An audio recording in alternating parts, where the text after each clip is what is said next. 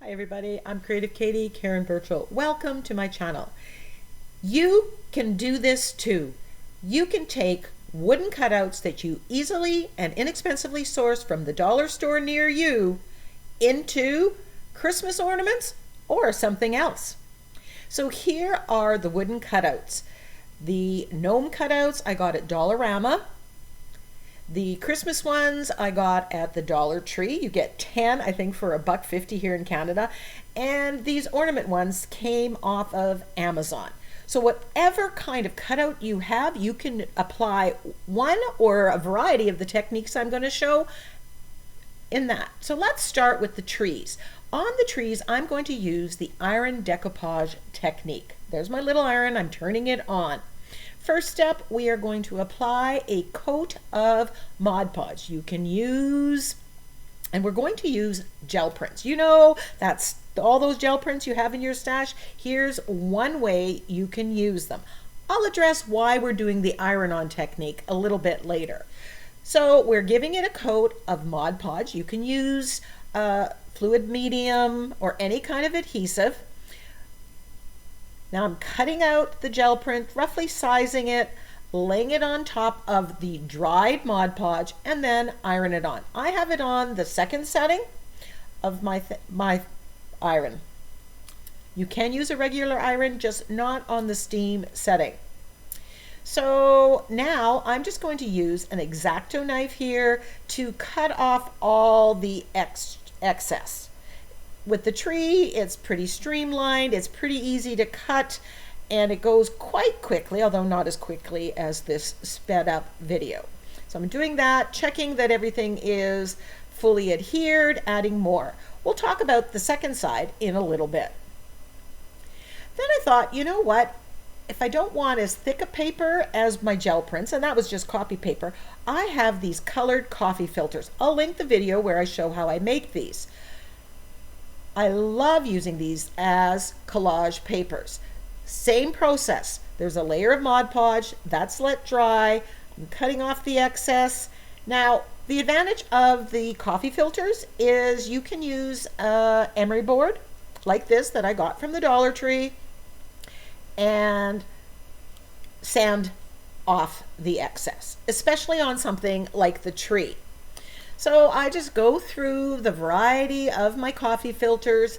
I really like how translucent they are, and I love that I did not have to paint the wood white beforehand, which often when you are decoupaging napkins down, if they're not, you might need to get rid of that wood color because it will distort the color. So I am doing both sides here. And here I'm showing that you don't even need a solid piece. You can piece together a variety of collage papers and iron them on or glue them on. You don't want to put Mod Podge on both sides at the same time because when you iron it, you're going to activate both sides. So you need to do the one side, let it dry, iron it on, then do the other side. And that's what I've done here. Now I'm painting the star yellow oxide, and later on you're going to see me paint it gold. That way gold is very translucent. Then I'm painting the trunk of the tree. None of this is particularly hard. I'm using my angle brush and I'm shading around the tree just to give it a little bit more definition, and it just looks more finished when I do this. So I'm going through all of them and I'll do both sides. I did seal it with Mod Podge afterwards. FYI, I'm going to share alternate ways of using these cutouts, these finished cutouts, at the end of the video. So if you don't want to turn them into ornaments, you don't have to. Now I talked about why you want to do the iron-on decoupage technique. Because I can go and Mod Podge all 10 of the trees on one side and they will dry. If I was to use Mod Podge or adhesive to glue them down, to decoupage them down, then I have to wait for them to dry, and it would be a longer waiting period. It soaks into the wood and it would be more difficult or time consuming for me to cut it out. It just saves time, but you can absolutely just glue it down with Mod Podge. Oh, let's move to the baubles. Here we're using modeling paste, or you can use stencil butters with some stencils. I'm picking out some stencils that have interesting texture patterns on them, putting a fine amount of modeling paste through the stencil. Now again, I'm showing you alternative ways. So I'm doing something different on the other side, but you could put that on. Speaking of the other side, once the modeling paste is dry, here I'm using some leftover bits from a masterboard. Remember I said we're going to use up a lot of those leftover bits that are in our stash.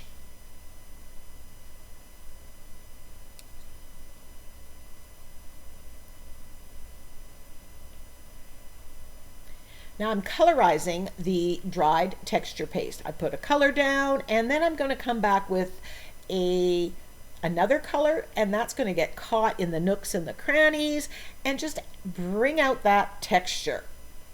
I also like not using one color. That just looks too flat to me.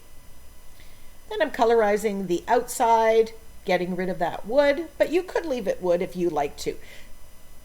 All of these cutouts are very well finished. They're very smooth on the edge, and you could just leave them plain as they were. So I'm just playing with the colors, getting some nice interesting colors here. Now if you were decorating your tree and you wanted it all one color, you could do them all. You can make the gel prints, or you could make some coffee filters all the same, and so you can have like a match set.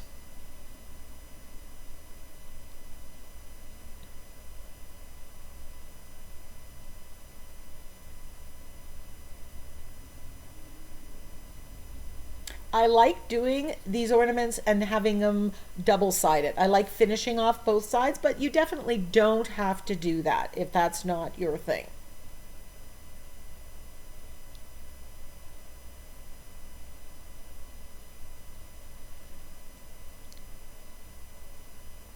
And here I'm doing the same as I did with the trees and the star. I'm putting a coat of yellow oxide, and once that's dry, I'm going to come back with gold. It's just, you get a deeper golder color with a base coat underneath. Here I'm taking some gold and rubbing it on top, and look at how it brings out that texture and gives that shimmer and shine, which you know I love. Speaking of shimmer and shine, I'm using some glitter glaze here instead of my Minwax polyacrylic. Here I'm using this. This is from, I can't figure what brand, but you can find brands with glitter in it. It just adds a nice shimmer. So for the gnomes, I'm doing a combo of decoupage and paint. On the one side, I am using the iron-on decoupage technique, putting the Mod Podge, letting it dry, putting the coffee filter on, ironing it on, and then cutting off the excess. And I prefer using the X-Acto knife. For me, it goes faster than using the emery board. But you do you. What works best for you is what works. Now the gnome is a little bit tricky with all the little bits of the beard there, so you just take your time. So now we just want to add a few guidelines for what we're going. We want to make the hat, the nose, and with this one there's little shoes there. And that's all. And if I can draw that on, you can too. It's very forgiving, and the differences that you have from one to the other are just going to make them more unique.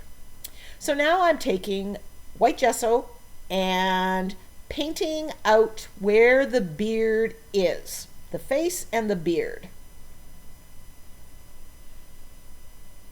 Covering up the nose and the beard. And you can make whatever kind of wisps of the beard. We're just going to add to it. This is just the base coat. Doesn't have to be too precise. You can go higher up the hat to make the beard and the face longer. You can alter them. Play with it. Have fun. You've got 9 or 10 of them in that package. Here I'm painting out the feet with black paint. And now we're ready to do some shading. I'm shading around the hat, under the hat, the top of the hat, and then I'm going to shade on the beard and around the nose.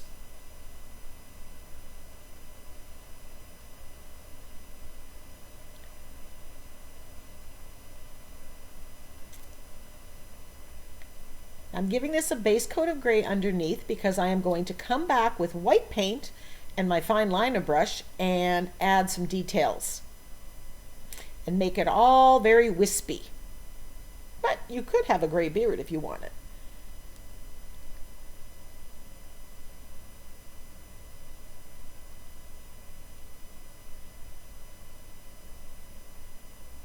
Now these gnomes, the great thing about these gnomes, and I'm going to rush back to Dollarama and get some more because they are non-seasonal. They are not strictly Christmas, especially done in the colors that I have here.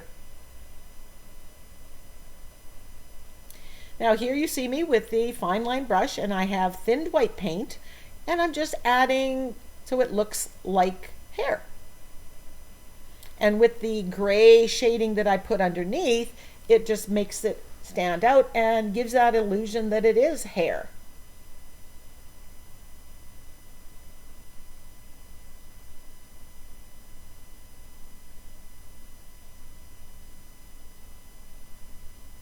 I know at Dollar Tree they had lots of other cutouts outside of the Christmas tree. I did not pick them up, but I'll be headed back there. Grab them when you see them. If you don't have time to do it this year, they can stay in your stash till next year. And then you're ready to go.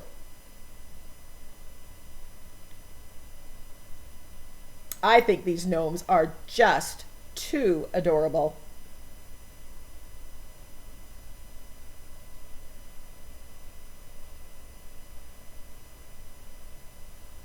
Now I'm adding some highlights on the hat, on the shoes, on the nose.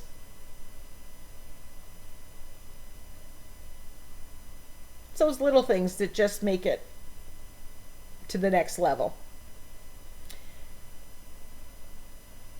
Then I'm taking the fine line applicator. Instead of the straight lines that I did on the trees, I'm doing dash. You could do dots, you can make hearts.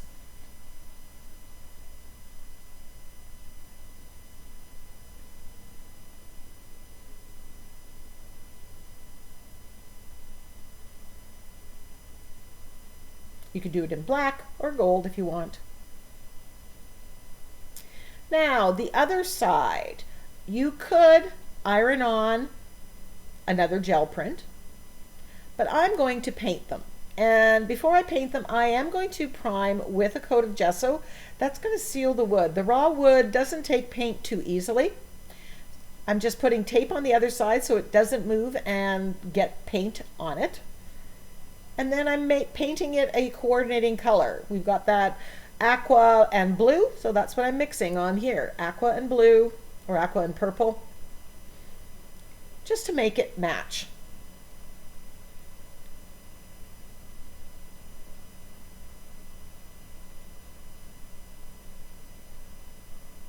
You could paint another gnome on the other side.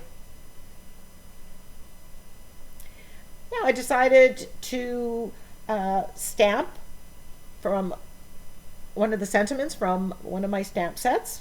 It says peace, love, joy. You could stamp somebody's name in there, write the date, put a sentiment, a wish, a word, and then I'm splattering with gold. I think I stamped some snowflakes on there as well. So let's get to alternate uses for these decorated wooden cutouts. If you don't want to turn them into ornaments, you can attach them to a reversed wood panel. This is flipped to the other side. You could put them there and then do your mixed media background however you like. Here's a smaller one. You can mix and match. Here, the Christmas tree and a bauble. Again, you'll do the backgrounds, mixed media, however you want. I could put them inside of the box. Again, mix and match if you want. Put 3 of them, do the background, put a sentiment, and away you go, and you've got 3D, kind of a diorama. This is a 5x7 canvas board. You can attach it to there. Again, do whatever in the background. Turn this into a sign. Turn it into a home decor piece. This one has a magnet on this 4x4 canvas board. I could put a sentiment here, kind of an alternate Christmas card, so to speak. Oh, that's too cute. I think I might be doing that to put on my fridge. Here I've used some star ones that I also picked up at the Dollar Tree a year or so ago, made a sign, and here I wired them into an evergreen wreath. You could do that with the Christmas trees. Get these books from the Dollar Tree, gesso them, do your mixed media treatment on it, and then you can glue these on top. Just because there's holes at the top doesn't mean they have to be ornaments. Here are wooden coasters. Again, you can attach it to this, turn it into a larger tree ornament, or a mixed media home decor piece, add it to a tiered tray. Add it to other things that you can pick up at Dollar Tree, like this fence post. This is so going to be happening. I've been wanting to figure out a way of using that fence post, and I just found it. So thank you for watching. I hope you give this a try. Go now to the Dollar Tree. Always keep your eye out when you see things like this at this price point. Grab them. Now you know lots of ways of how you can use your mixed media stash to transform these into works of art. They make great gifts. Until next time, go get creative.